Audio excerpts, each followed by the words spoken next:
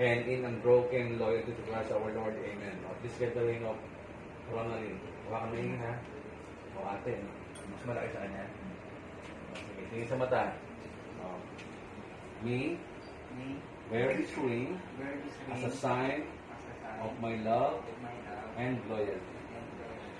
Love you. Amen. Ronaldin, please get the ring of Adrian and please put on his finger with the button. Iiyak. Me, ay di. Ayun na nga, pinaiyak mo muna. Di. Uy, di.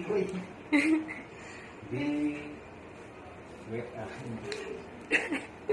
Wala iyakan. This ring, as I place it in your hands and you receive it, you acknowledge that you are no longer your own, but completely mine.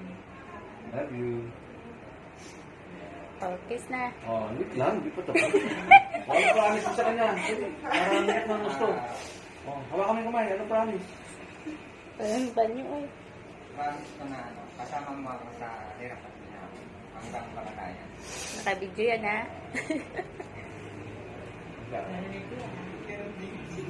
Ano ganun? Pinapromise ko din na sa pag-mabot ko sa pag-ibig ng bata ko. Wala na aking mabakit ang pagsisipin mo. Kasama si Ari, mga bata.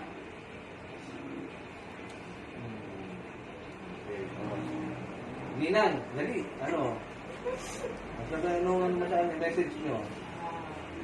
Kasama kayo sa hirap at ginawa.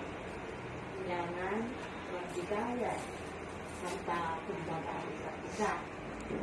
Okay? Sir.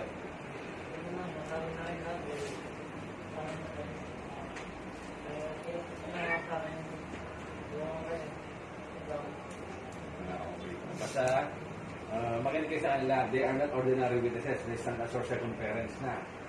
Kaya so don't hesitate to ask for help or advice sa kanila. Makakabigay sila ng magandang payo. Moral support, moral advice, financial support. Andiyan na sila. Pautangin nila kayo.